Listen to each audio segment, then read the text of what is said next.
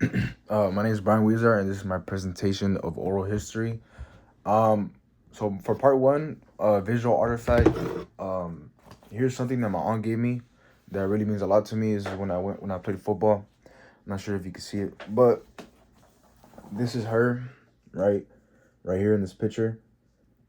She came to support me to my games, and then this is her husband right here. It's actually my tío.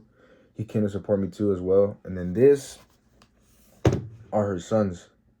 This is my mom. So this really means a lot to me. The fact that she gave this to me, it's cool. It's a cool little album, and it has my last name on it right here as well. It's cool. And then that's her again as well. That's who I interviewed. And then for the interview, I chose her because, like I said, I always had a great relationship with her, and I always wanted to get to know her just a little bit, and where she come from, and how it was growing up for her specifically, knowing that she came from Mexico, right? And like I said, she came from Mexico from the United States when she was 7. She came to live with her mother. It wasn't her choice, right? She settled in Bakersfield, right?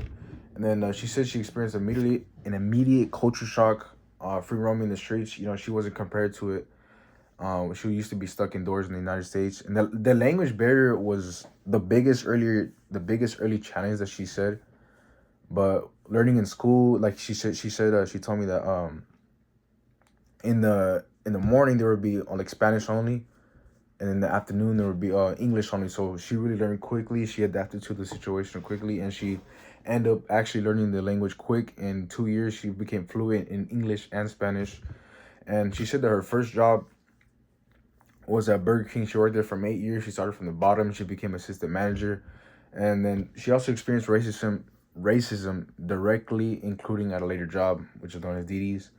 And then for some of the major themes, it's immigration. She was brought to a new country as a child.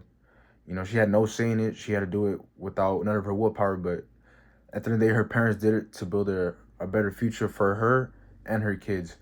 And for education, the bilingual schooling system, right? If it wasn't for the schooling system, she wouldn't have been fluent in both English and Spanish, right? Because she wasn't used to the culture shock of it being English, right? So without the school system, it would have been very difficult for my aunt to adapt to the situation. And I'm very glad she got the education, because then I could speak to her very good, and then I could understand everything, and she could explain to me in both languages. And then for identity, sometimes she feels caught between two cultures every day, like she'll explain to me. Sometimes she will be seen as too American by her family in Mexico, and then sometimes from the United States would tell her that she's not really from here. And my favorite part was just getting to know her more. Honestly, just experiencing her family traditions, how it was different from Mexico, and to hear from the United States, learning the sacrifices she took for her kids in the future. It's very good. I like to hear that she did the benefit of the doubt. She did it for her kids and for the future, right? And so, how does this connect?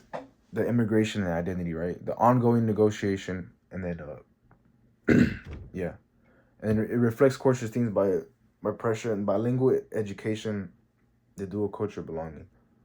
Honestly, I really like this project, and I'm glad that I got signed this project, because, like I said, I got to know my aunt in a deeper level, in a deeper connection, as if I would have never done this, honestly, if I wouldn't have given this assignment. So I'm really glad you assigned this assignment to me. My aunt really means a lot to me, and just getting to know her on a deeper level, really meant a lot to me, and I got to know where she came from.